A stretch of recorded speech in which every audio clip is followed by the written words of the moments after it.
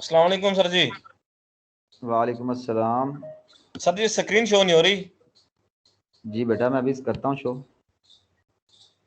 पहले लेक्चर में ही मसला था इसलिए पूछ रहा हूँ सर जी। नहीं नहीं, इधर कोई मसला नहीं होगा आपको इंशाल्लाह। इंशाल्लाह सर जी इंशाल्लाह।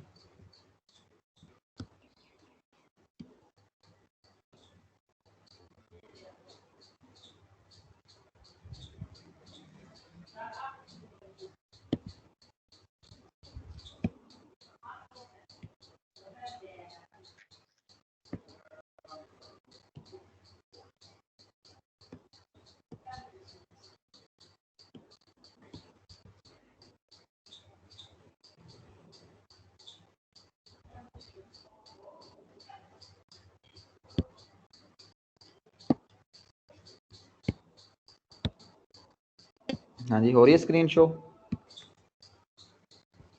यस सर हो रही है। Thank you sir ji. Welcome. अब मुझे बताएं कि लास्ट टाइम हमने कौन सा टॉपिक पढ़ा था? सर यील्ड पढ़ा था, उसकी टाइप्स पढ़ ली थी, दोनों एक्चुअल की और थ्योरेटिकल भी। यील्ड और उसकी टाइप्स। अच्छा, टाइप्स के नाम पढ़े थे या एक्सप्लेनेशन भी कर ली थी? एक्सप्लेनेशन भी सर कर ली थी, बस परसेंटेज रहती थी और जो एक्सरसाइज में क्वेश्चन था शॉर्ट वो रहता था। ठीक है। अच्छा फिर मुझे ना जरा बताएं, मैं सवाल पूछता हूं, एक बच्चा जिसका जवाब देगा। What is meant bye theoretical yield? Sir theoretical the yield का अमाउंट, मतलब जो वो अमाउंट प्रोडक्ट की जो हम कैलकुलेटेड बैलेंस, जो कैलकुलेट करते हैं बैलेंस केमिकल इक्वेशन से। ठीक है, प्रोडक्ट की वो अमाउंट जो बैलेंस केमिकल इक्वेशन से कैलकुलेट करते हैं उसे कहते हैं हम थ्योरेटिकल यील्ड। और बच्चा बताए what is meant by actual yield?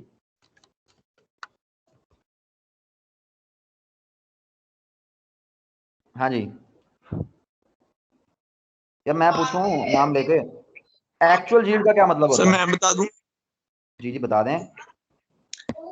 Actual yield sir वो है जो हम एक्सपेरिमेंट कर लेते हैं, उसके बाद प्रोडक्ट की जो अमाउंट हम हासिल करते हैं। ठीक है, शाबाश। अच्छा अब मैं जरा नाम लेके पूछता हूं।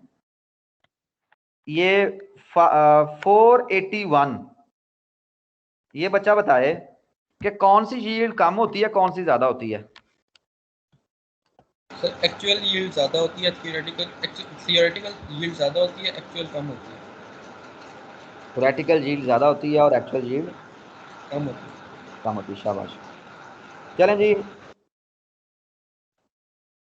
आज का टॉपिक शुरू करते हैं।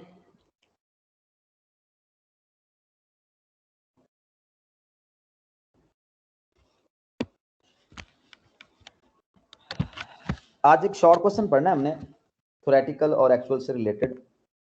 वो मैं लिखता हूं, वहीं से स्टार्ट करते हैं। शॉर्ट क्वेश्चन था हमारा, वाई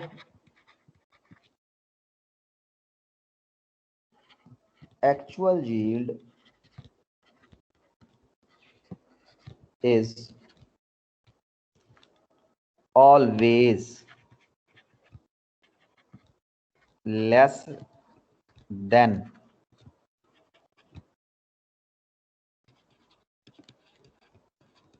theoretical yield। क्वेश्चन ये है कि बेटा जो एक्चुअल यील्ड है ना, एक्चुअल जो हम एक्सपेरिमेंट से हासिल करते हैं, ये कम होती है, लेस कम होती है, यानी कि थ्योरेटिकल जो होती है वो ज्यादा होती है।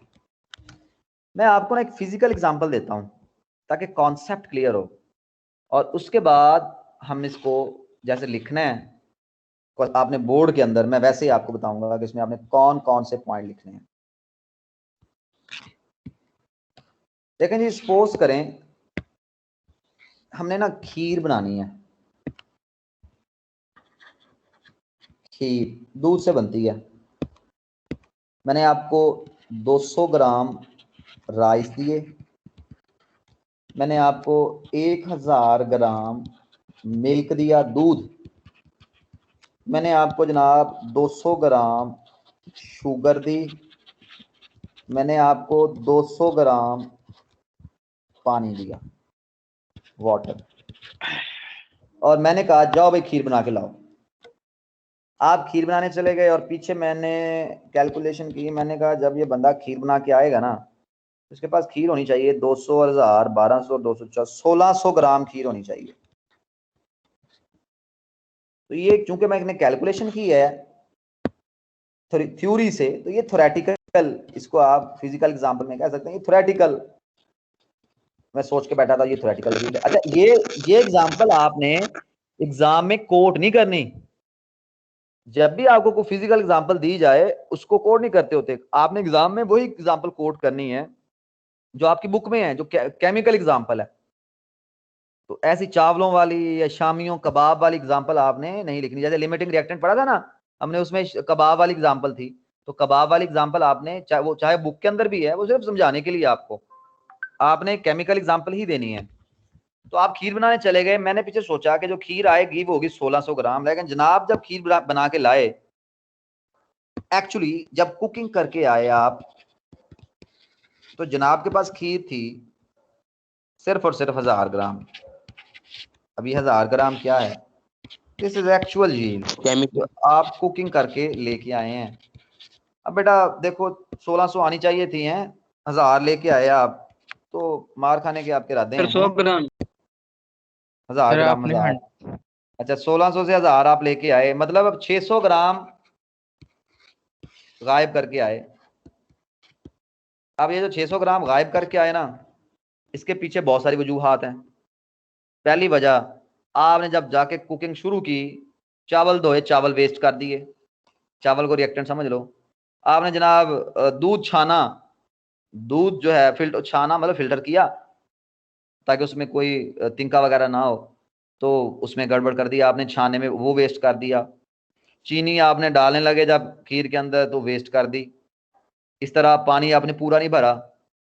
फिर जब आपने काम कुकिंग शुरू की, तो डेफिनेटली हीट कर रहे हैं, हमारा प्रोडक्ट वेस्ट होगा, पानी के वेपर बन जाएंगे, दूध में जो वाटर कंटेंट होता है वो भी वेपर बन के उड़ जाएगा। आपने हीट सारी दी, सारा पानी उड़ जाएगा, सॉलिड खीर बन जाएगी। चलो खीर पक गई, खीर बन गई। खीर बनने के बाद आपने जनाब, आपका दिल किया, आपने 2 चम्मच चेक कर लिए हैं। तो ये सारे फैक्टर जो हैं, ये हमारी एक्चुअल यील्ड को क्या कर रहे हैं? कम कर रहे हैं। बिल्कुल इसी तरह बेटा, जब कोई केमिकल रिएक्शन होता है ना, तो केमिकल रिएक्शन के दौरान भी बहुत सारे ऐसे फैक्टर्स हैं जो हमारी एक्चुअल यील्ड को कम कर देते हैं। अब हमारी बुक के अंदर ना सिर्फ 3 फैक्टर्स को एक्सप्लेन किया हुआ है। मैं वो 3 भी करवाता हूं आपको, और उसके अलावा 2 एक्स्ट्रा भी करवाता हूं, ताकि अगर कोई भूल जाए तो आप फिर वो ऐड कर दें। अब पहला फैक्टर कि एक्चुअल यील्ड कम क्यों होती है, फैक्टर नंबर 1, ये इंपॉर्टेंट शॉर्ट क्वेश्चन है और ये बोर्ड में आएगा। ये लिख लेना, ये क्वेश्चन बोर्ड में आएगा और इस साल भी आया, हर साल आता है। तो बेटा पहला point number 1, a practically inexperienced worker,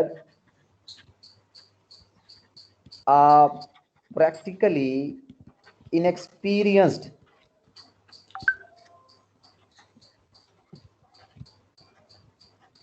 worker, यानी कि बंदा है वो इनएक्सपीरियंस है, उसे प्रैक्टिकल नहीं करना आता। वर्कर के मतलब यहाँ पे साइंटिस्ट है, केमिस्ट है, एनालिस्ट है। a practically inexperienced worker has many shortcoming मतलब खामियां, has many shortcoming and cannot get expected yield। यानी कि जो वर्कर है उसके अंदर बहुत सारी खामियां हो सकती हैं, उसे काम नहीं करना आता, वो रिएक्टेंट वेस्ट कर बैठा है। तो उससे क्या होगा कि हम एक्सपेक्टेड यील्ड जो हम सोच के बैठे थे इतनी आएगी, उतनी वो हासिल नहीं होगी जो हम कैलकुलेट करके बैठे। नंबर 2, बेटा हम जब हमारा प्रोडक्ट बन जाता है ना, आपने केमिकल रिएक्शन करवाया, प्रोडक्ट बन गया। अब प्रोडक्ट बनने के बाद ना कुछ काम ऐसे होते हैं जो हमें करने होते हैं। मिसाल के तौर पे हमारा प्रोडक्ट बना, वो सोल्यूशन में पड़ा हुआ है, तो डेफिनेटली हमें सेपरेशन करनी पड़ेगी, अलैदगी करनी पड़ेगी। अब सेपरेशन के तरीके हैं, काफी सारे तरीके हैं, वो तरीके यूज करने पड़ेंगे हमें। प्रोडक्ट बन गया, हमें सेपरेशन करनी पड़ेगी। नंबर 2, बाद औक़ात हमें प्रोडक्ट को वॉश करना पड़ता है, बाद औक़ात हमें प्रोडक्ट को ड्राई करना पड़ता है, और बाद औक़ात हमारा प्रोडक्ट बनता है सॉलिड, और उसके हमने क्रिस्टल बनवाने होते हैं, यानी कि हमें क्रिस्टलाइजेशन करवानी पड़ती है, क्रिस्टलाइजेशन करवानी पड़ती है। ये सारे काम हमें प्रोडक्ट बनने के बाद करवाने पड़ते हैं। इन कामों में अगर हम ध्यान ना दें, इसमें कोई गलती आ जाए तो फिर भी प्रॉब्लम हो सकता है। दूसरा प्रॉब्लम बेटा कि जो प्रोसेस हैं, process like filtration, the process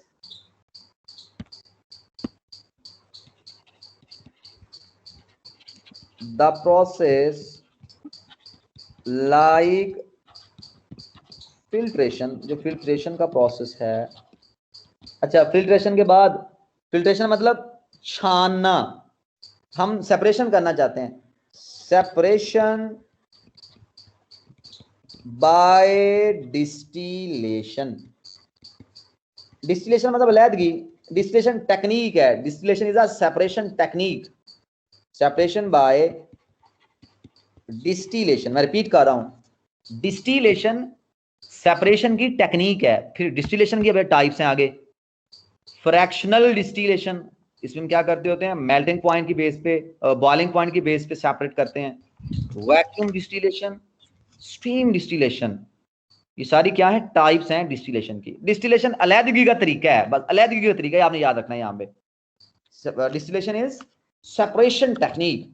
अच्छा, हम क्या कर रहे हैं, हम फिल्ट्रेशन कर रहे हैं, हम सेपरेशन कर रहे हैं डिस्टिलेशन के थ्रू, या हम सेपरेशन कर रहे हैं, सेपरेशन बाय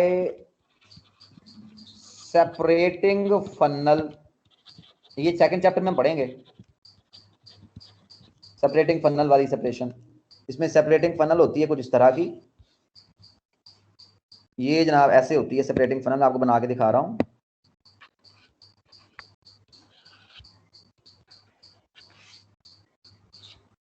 इस तरह की होती है सेपरेटिंग फनल।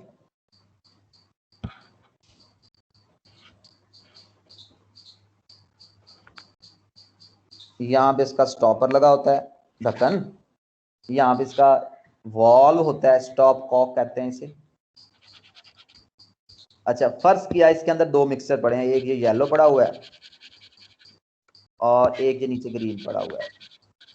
हम क्या करते हैं, हम नीचे, मैं ग्रीन को लैदा करता हूँ, मैंने नीचे ग्रीन बीकर ही रखा, कॉक खोला, तो जैसे ग्रीन पूरा हुआ मैंने कॉक बंद कर दिया, और जो ग्रीन वाला पोर्शन हो गया लैदा।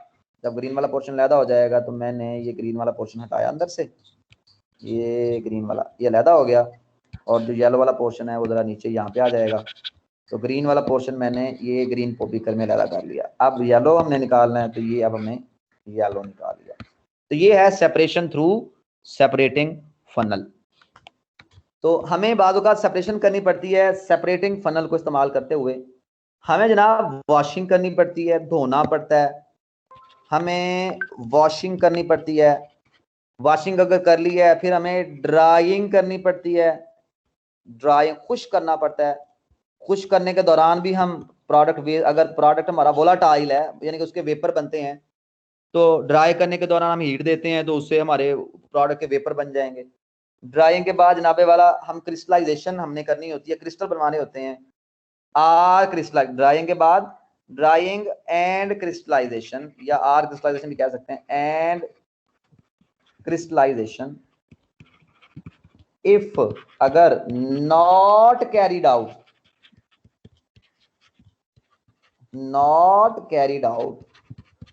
प्रॉपरली, यानी कि ये सारे काम अगर प्रॉपरली ना किए जाएं,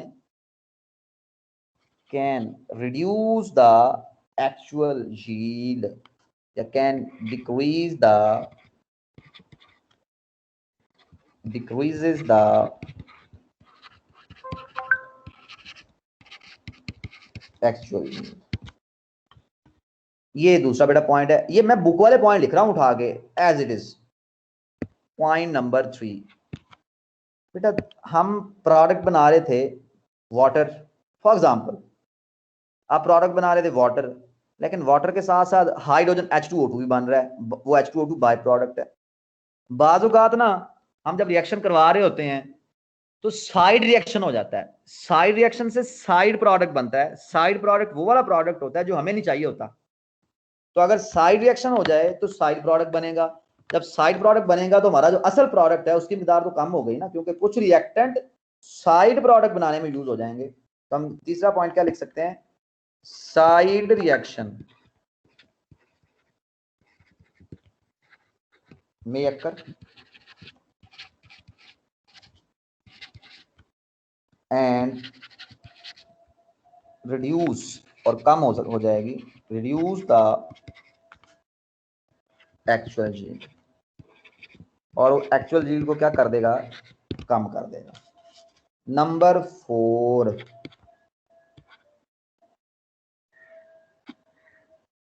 बेटा चौथा पॉइंट है जनाबे वाला कि हमारे पास जो रिएक्शन है वो रिवर्सिबल हो जाए।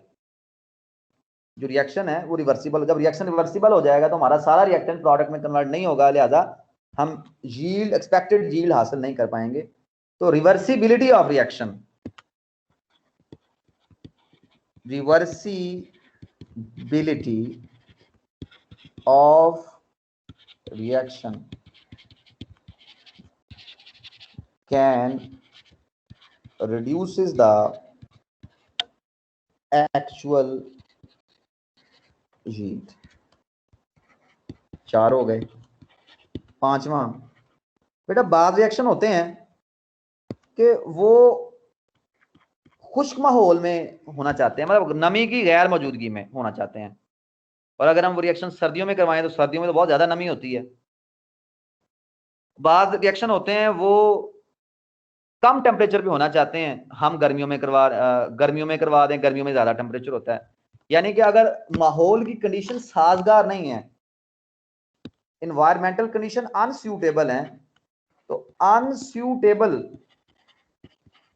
इन्वायरमेंटल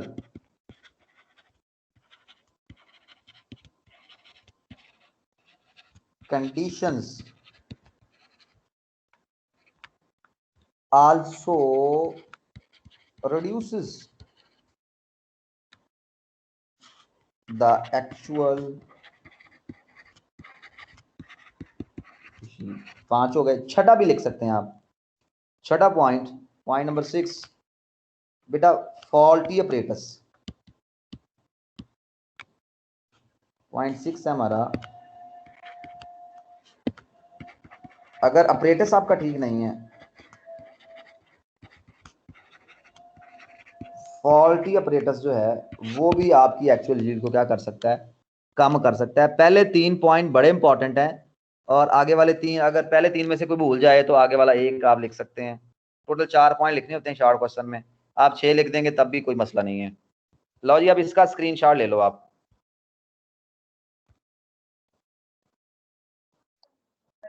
वेट सर जी, वेट करें सर जी, नोट कर लिए। वेरी गुड, अगर नोट कर लिया तो बहुत अच्छी बात है। हो गया बेटा ये क्लियर, आगे चलें। ये छठा पॉइंट रह रहा है, बस छठा पॉइंट सर एक मिनट सर, एक मिनट, लास्ट पॉइंट रह रहा है सर जी। लिख रहे हैं आप लोग? क्या सर? लिख लिए सर। अच्छा, सादा लिख रहे हैं। चलें बेटा, अगर लिखने में प्रॉब्लम हो ना तो आप स्क्रीनशॉट ले लिया करो, और बात समझ, तवज्जो से समझ लिया करो चीजों को ना, अच्छे से समझ आ जाए तो फिर, क्योंकि अब तो रिकॉर्ड भी हो रहा है ना साथ साथ। आगे सर, चलें। ये लेक्चर रिकॉर्ड जो हो रहा है हम देख सकते हैं? जी बिल्कुल, मैंने सेंड किया था आपको लास्ट टाइम। ये जो आपका लेक्चर ये अभी साथ साथ रिकॉर्ड हो रहा है ना, आप टीम पे जाके डायरेक्ट भी देख सकते हैं, और लास्ट टाइम मैंने आपको बाकायदा उसका लिंक भी सेंड किया था उसमें, ग्रुप में। Okay sir. नेक्स्ट चलते हैं। नेक्स्ट है परसेंटेज यील्ड।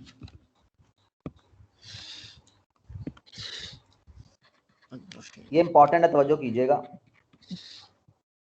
परसेंटेज यील्ड, पहले मैं डेफिनेशन लिखता हूं, बुक में नहीं है बेटा। परसेंटेज यील्ड ना फार्मूले से डेफिनेशन बनाते हैं, आपको जरा आसानी से याद हो जाएगी। परसेंटेज यील्ड का पहले लिखता हूं मैं फार्मूला।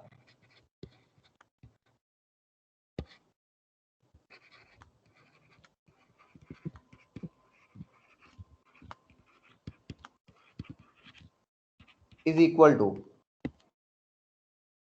कौन सी यील्ड थोड़ी होती है, एक्चुअल या theoretical? Actual yield. Actual.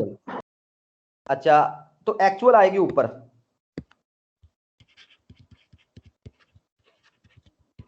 Actual yield आ गई ऊपर। कौन सी ज्यादा होती है, थ्योरेटिकल? तो थ्योरेटिकल आएगी नीचे, और आपने इसको मल्टीप्लाई करना है, क्योंकि परसेंटेज निकाल रहे हैं, तो मल्टीप्लाई आपने इसको करना है 100 से। 100। ये बिल्कुल वैसे ही है जैसे आप अपने एग्जाम की परसेंटेज निकालते हैं, अपने नंबरों की परसेंटेज निकालते हैं। अब फर्ज किया टोटल 1100 नंबर हैं और आपने 1080 हासिल किए हैं, तो आप कम नंबर जो कि 1080 है वो ऊपर रखेंगे, टोटल 1100 ये नीचे रखेंगे और 100 से मल्टीप्लाई करेंगे। सेम वैसे ही है, एक्चुअल यील्ड थोड़ी होती है ऊपर, थ्योरेटिकल यील्ड ज्यादा होती है, टोटल ये नीचे, मल्टीप्लाई किससे करेंगे आप, 100 से। अच्छा, ये मैंने आपको एग्जाम के हवाले से रेफरेंस दे दिया। अगर फिर भी भूल जाए आपको, तो फिर आप एक लफ्ज याद रखें यहाँ पे, ACT,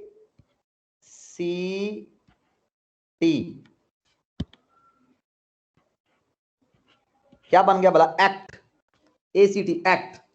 देखो ऊपर से मैंने ले लिया AC और नीचे से मैंने ले लिया T, ये बन गया एक्ट। अब AC मतलब एक्चुअल, ये ऊपर आएगा, पहले आएगा ऊपर, और T मतलब थ्योरेटिकल। तो एक्ट का वर्ड अगर आप याद रख लें, इस फार्मूला, ये फार्मूला आपको याद रह जाएगा। वरना आसान ही है, आप नंबरों वाली बात याद करना कि मैंने 1080 हासिल किए और टोटल मेरे 1100 थे, तो 1080 ऊपर 1100 नीचे, तो ये मल्टीप्लाई 100, तो ये आ जाएगी परसेंटेज यील्ड। अब इसी बात को आपने बेटा ऊपर लिख देना है डेफिनेशन बना के, percentage yield is the percentage yield is the ratio, ये रेशो है ना, बटा लगा हुआ है, किसके भी रेशो है, इज द रेशो बिटवीन ना लिखें, is ratio, is the ratio of actual yield, यानी एक्चुअल यील्ड ऊपर आएगा, बिटवीन लिखेंगे ना, फिर मतलब ये होता है कि कोई भी ऊपर रख सकते हैं, of actual yield to the, मतलब टू द के बाद जो चीज है वो नीचे आती है, टू द थ्योरेटिकल यील्ड, और एंड इसको मल्टीप्लाई करेंगे किससे, एंड मल्टीप्लाइड बाय 100। ये बेटा आ गई परसेंटेज यील्ड की डेफिनेशन, और नीचे आ गया इसकी मैथमेटिकल फॉर्म। और अब आते हैं हम इंपॉर्टेंट पॉइंट की तरफ। इंपॉर्टेंट पॉइंट ये है बेटा कि इसका, ये जो परसेंटेज यील्ड पढ़ रहे हैं, इसका फायदा क्या है। तो percentage yield tells us about it means percentage yield, it tells about efficiency of a reaction। ये हमें किसके बारे में बताती है, ये हमें किसी रिएक्शन की एफिशिएंसी के बारे में बताती है। अब मतलब क्या एफिशिएंसी का, तवज्जो कीजिएगा। सपोज मेरे पास ना रिएक्टेंट है CaCO3 कैल्शियम कार्बोनेट, चूने का पत्थर, मैंने इसको किया जनाब हीट। जब मैंने इसको हीट किया तो ये डिकम्पोज होगा, यहां से Ca और एक यहां से O, CaO बना कैल्शियम ऑक्साइड, प्लस CO2 बना कार्बन डाइऑक्साइड। ये हमारे प्रोडक्ट्स हैं। इंडस्ट्री में ना बेटा, अगर आपने CaO बनाना है तो आप उसके लिए कैल्शियम कार्बोनेट को हीट करते हैं, आपने CO2 बनाना है तो उसके लिए भी आप कैल्शियम, इसको कैल्शियम कार्बोनेट को हीट करते हैं। बहरहाल मैं ना इंडस्ट्री के अंदर बनाना चाह रहा था CAO, मैं इंडस्ट्री के अंदर बनाना चाह रहा था CAO। तो मैंने क्या किया, कैल्शियम कार्बोनेट लिया, फर्ज किया 100 kg ले लिया, जितनी भी अमाउंट ले लो आप, 100 kg ले लिया। तो जब मैंने फाइनल रिजल्ट निकाला ना, तो फाइनल रिजल्ट मेरा ये आया, जो परसेंटेज यील्ड आई, मैंने एक्चुअल यील्ड देखी, फिर थ्योरेटिकल कैलकुलेट की, परसेंटेज यील्ड निकाली, तो मेरी परसेंटेज यील्ड थी 99.2%। ये कैलकुलेटेड वैल्यू है, ये एक्सपेरिमेंटल वैल्यू है कि जो मेरी परसेंटेज यील्ड आई, यानी कि एक्चुअल और थ्योरेटिकल की जो रेशो आई, वो आई 99.2%। इसका मतलब क्या हुआ? इसका मतलब ये हुआ कि हमने जितना रिएक्टेंट लिया था उसका 99% रिएक्टेंट प्रोडक्ट में कन्वर्ट हो चुका है, हमारा डिजायर्ड प्रोडक्ट बन चुका है। 99.2% हमारा डिजायर्ड प्रोडक्ट बन चुका है। हमारा प्रोडक्ट रिएक्टेंट या हमारा रिएक्टेंट कितना वेस्ट हुआ है, या हमारा प्रोडक्ट कितना कम बना है, 0.8%। इतना प्रोडक्ट हमारा कम बना है। यानी कि अगर आपका प्रोडक्ट बना चाहिए था 100 ग्राम, तो आपका टोटल कितना बना? आपका बना 99.2 ग्राम बना। 0.8 ग्राम आपका प्रोडक्ट जो है वो नहीं बना। अब वो कहाँ चला गया? वो हो सकता है वेस्ट हो गया हो सकता है वो बाय प्रोडक्ट में चला गया हो। तो ये जो 99.2% है, ये परसेंटेज यील्ड है, और ये हमें क्या बता रही है कि हमारा जो रिएक्टेंट है उसने हमें कितना यूजफुल प्रोडक्ट दिया है, उसकी एफिशिएंसी क्या है। तो ये है एफिशिएंसी का मतलब, कि जो परसेंटेज यील्ड है वो हमें किसी भी रिएक्शन की एफिशिएंसी के बारे में बताती है। अब बेटा यहाँ पे ना एक सवाल पैदा हो गया, एग्जाम में आता है, ये भी क्वेश्चन अक्सर आ जाता है। सवाल क्या है? सवाल है what is percentage yield, how it tells about efficiency of reaction. या सिर्फ ये आता है how efficiency of a reaction determined। हम किसी रिएक्शन की एफिशिएंसी को कैसे मालूम करते हैं? तो आप कहेंगे the efficiency of reaction is determined by percentage yield. फिर आप कहेंगे percentage yield is the ratio of actual yield to the theoretical yield and multiply by 100। उसके बाद फार्मूला लिखेंगे और उसके बाद एग्जांपल यही दे दें, तो आपके 2 नंबर पक्के। इसका स्क्रीनशॉट ले लें। नोट कर लिया सर। गुड। और मजा आ रहा है पढ़ने में? Yes sir. Yes sir. ये तो मतलब ऐसा तो नहीं हो रहा कि आपको कुछ समझ ना आ रही हो, कोई आवाज कट रही हो? No sir. चले जी, गुड हो गया, गुड बेटा गुड। अब बेटा हमारे पास 9 मिनट रह गए और हम एक ना इसी परसेंटेज यील्ड वाला न्यूमेरिकल है वो न्यूमेरिकल करते हैं। बड़ा आसान सा है, बुक में है। मैं उसकी आपको पहले स्टेटमेंट पढ़ाता हूँ और उसके बाद हम जो है वो न्यूमेरिकल करेंगे। यहाँ पे ये देखें, जो अभी मैंने एग्जांपल दी थी ना, ये वाली एग्जांपल थी, एग्जांपल 14 है, ये रही। मैं आपको ये मार्क करवा रहा हूँ ताकि आपको पता चल जाए कि हमने ये कर ली है। एग्जांपल 14 को हम स्टार्ट कर रहे हैं। अब इसकी स्टेटमेंट क्या है? वो कहता है व्हेन लाइमस्टोन यानी कैल्शियम कार्बोनेट, चूने का पत्थर, लाइमस्टोन इज रोस्टेड। रोस्टेड का मतलब जलाना। इसको जब जलाया जाता है, इससे पैदा क्या होता है? Quick lime. What is meant by quick lime? बेटा quick lime, quick mean burn, जला दिया ना मैंने उसको, क्विक मीन बर्न, जला हुआ। हमें जब हमने CaCO3 को जलाया, चूने के पत्थर को जलाया, तो हमें हासिल हुआ CaO। CaO को कहते हैं क्विक लाइम यानी burnt lime is produce according to following equation. कहता है नीचे इक्वेशन दी गई है, इसके अकॉर्डिंग वो पैदा हुआ है। The actual yield of CaO is 2.5 kg। अब देखो उसने एक्चुअल यील्ड दे दी। हमें 2 चीजें चाहिए होती हैं परसेंटेज यील्ड के लिए, एक्चुअल और थ्योरेटिकल। एक्चुअल दे दी उसने। आगे क्या कह रहा है? When 4.5 kg of limestone is roasted। अब वो रिएक्टेंट का मैथ दे रहा है कि अगर मैंने CaCO3 का कितनी अमाउंट ली, 4.5 kg ली, roasted, what is the percentage yield of this reaction. हमसे वो इस रिएक्शन की परसेंटेज यील्ड पूछ रहा है। तो बड़ा सिंपल है, देखें जी, उसने हमें सबसे पहले क्या दिया? हमें दिया एक्चुअल यील्ड गिवन गिवन है जी एक्चुअल यील्ड,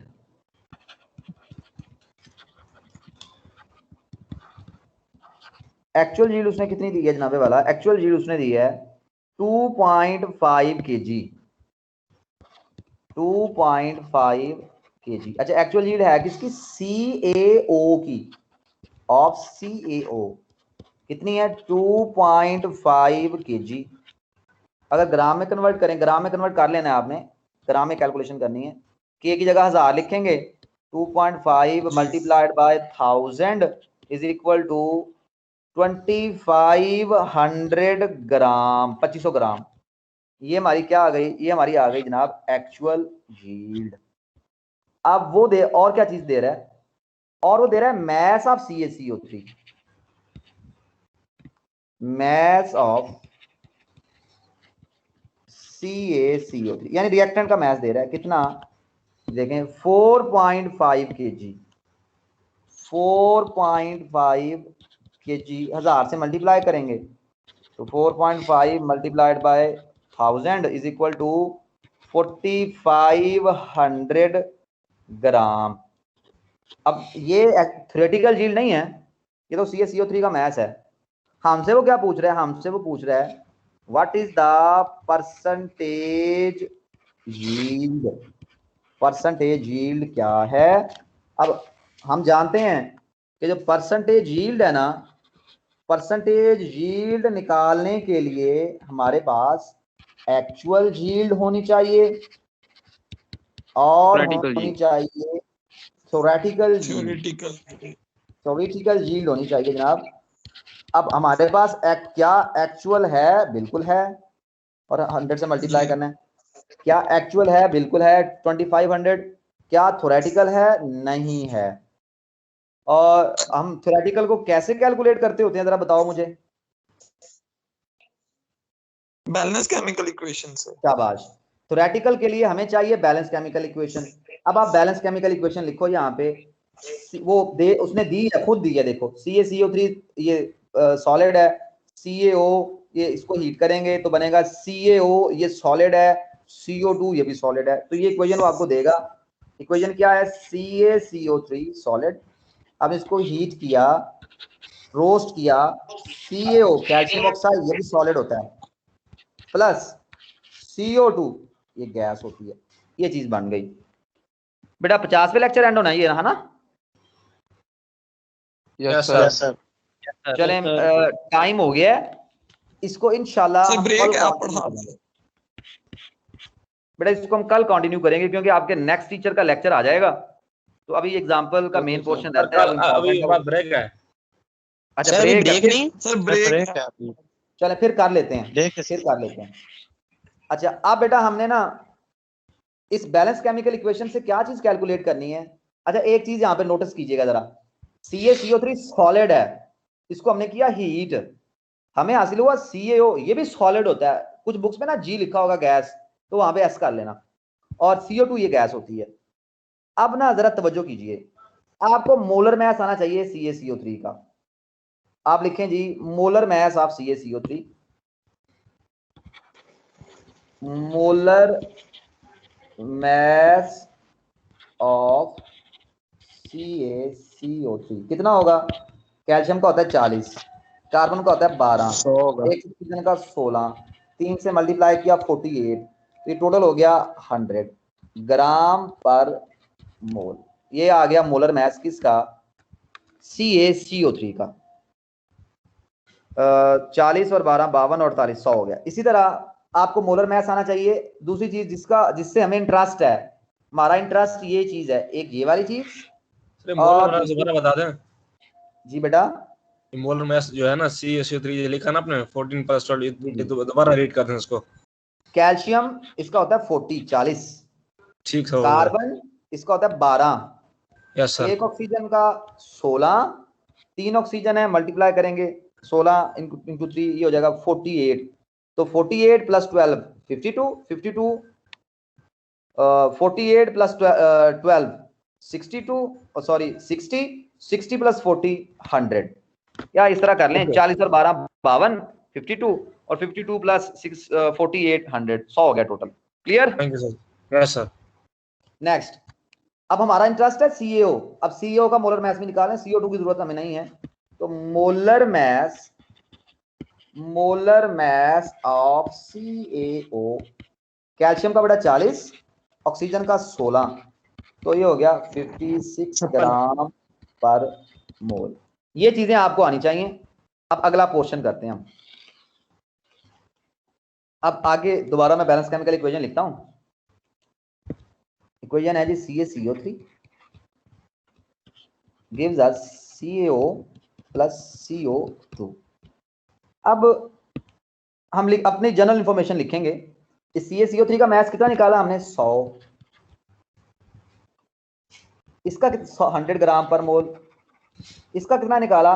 56 ग्राम पर मोल। ये according to balance chemical equation. अब हम नीचे लिखेंगे अकॉर्डिंग टू बैलेंस, ये वो मैथ है जो पीछे निकाल के आए हैं अभी हम, मोलर मैथ 100 और 56 जो ऊपर मैंने लिखा है। अकॉर्डिंग टू बैलेंस्ड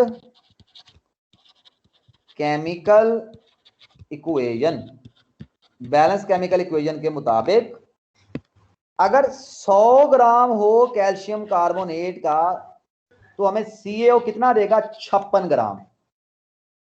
हम क्या लिखेंगे? According to balance chemical equation 100 gram of CaCO3 give CaO, बताओ कितना? 40। बताओ। और बैलेंस केमिकल इक्वेशन को देखो कि अगर CaCO3 100 ग्राम है तो ये हमें 56 ग्राम देगा। ये बैलेंस केमिकल इक्वेशन से पता चल रहा है ना कि अगर CaCO3 100 ग्राम है तो ये हमें कितना देगा? ये हमें 56 ग्राम देगा, 56 ग्राम देगा। तो 100 ग्राम CaCO3 की CaO 56 ग्राम। अब क्या हमारे क्वेश्चन के अंदर उसने CaCO3 का मैस 100 दिया? जरा पीछे जाके देखते हैं। लेकिन CaCO3 का मैस उसने कितना दिया? 4500 ग्राम। 4500। यानी कि हमने जो कैलकुलेशन करनी है वो 4500 की करनी है, 100 की नहीं करनी। तो हम क्या लिखेंगे? यूनिटी मेथड के 100 ग्राम गेव 56। यहां लिखेंगे अगर 1 ग्राम हो जाए, 1 ग्राम ऑफ CaCO3 गेव CaO, तो ये 56 के नीचे जाके 100 डिवाइड हो जाएगा। ऐसे ही है, समझ आ रही है? जी सर। अच्छा, यानी कि 100 के लिए 56, एक के लिए 56/100, और हमें चाहिए 4500 के लिए calculation. 4500 gram of CaCO3 give CaO, ये हमारा पर्पस है, गिव CaO, तो ये multiply 56 divided by 100 multiply by 4500। तो बेटा आंसर आ गया हमारे पास 2520 ग्राम। 2520 रटा होना चाहिए आपको। ये ऐसे सवालात हैं, ये ऐसे न्यूमेरिकल्स हैं जो एग्जाम में हर साल आते हैं। इनके आंसर आपको रटे होने चाहिए, जैसे मुझे रटे हुए हैं। तो आंसर आ जाएगा 2520 ग्राम। अब ये 2520 ग्राम दरअसल हमारी थ्योरेटिकल यील्ड है, ये है हमारी थ्योरेटिकल यील्ड। एक्चुअल यील्ड उसने दे दी थी और थ्योरेटिकल यील्ड हमने कैलकुलेट कर ली है। अब जरा तवज्जो कीजिए, एक्चुअल यील्ड कितनी थी? देखिए जरा पीछे जाके, एक्चुअल यील्ड थी 2500 और थ्योरेटिकल कितनी आई? 2520, ज्यादा आई। अब फार्मूला लगा दें, percentage yield is equal to, actual yield है हमारे पास 2500 ग्राम और थ्योरेटिकल है 2500। 20 ग्राम 2520 मल्टीप्लाई करेंगे बेटा 100 से, आंसर आ जाएगा 99.2%।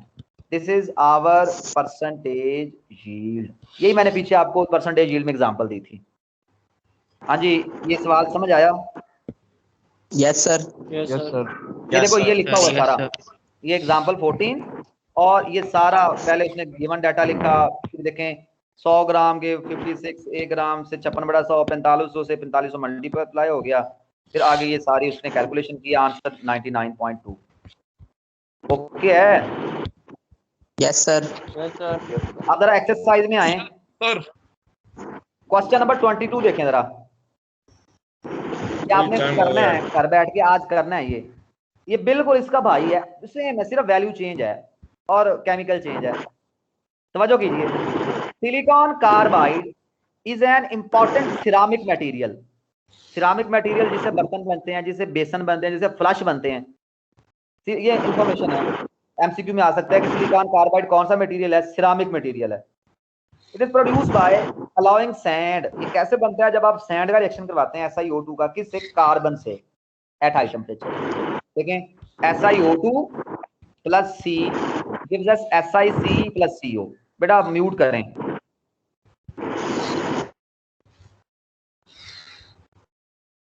अच्छा, ये रिएक्शन उसने दे दिया है खुद ही। अब वो कह रहा है, अब आगे क्या कह रहा है? कहता है when 100 kg of sand is reacted. उसने सैंड का मैस कितना दे दिया? 100 kg, जैसे उसने 4.5 kg दिया था।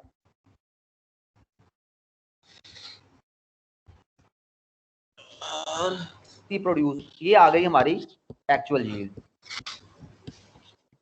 उसने actual yield they the. What is percentage yield? कहता है परसेंटेज यील्ड क्या है? एक्चुअल दे दी है 51.4 kg, ग्राम में कन्वर्ट कर लेंगे। उसके बाद वही काम करेंगे। SiO2 का मैस कितना होगा? सिलिकॉन का 28 होता है, सिलिकॉन का होता है 28, एक ऑक्सीजन का 16, 2 है तो 32, 28 और 32 60। और इस तरह SiC, सिलिकॉन का 28 और कार्बन का 12, 28 और 12 40। तो आप कहेंगे 60 ग्राम जो है वो 40 ग्राम, 1 ग्राम 40/60, और उसने कितना दिया? 100 kg। 100 kg यानी कि 1 लाख ग्राम। 1 लाख ग्राम मल्टीप्लाई करेंगे तो आपका आंसर आ जाएगा 77%। जो मैंने आपको नोट्स दिए हुए हैं उनके अंदर भी सॉल्व है, लेकिन पहले आपने सॉल्व करना है खुद से। अगर समझ ना आ रही हो वहां से देख लेना है, फिर भी समझ ना आए तो फिर मैं हाजिर हूँ कल इंशाल्लाह, इसको कर लेंगे। ओके हो गया? अल्लाह हाफिज। ओके सर, अल्लाह हाफिज। अल्लाह बेटा हाफिज। अटेंडेंस लेने दे मुझे, अटेंडेंस। ले सर जी।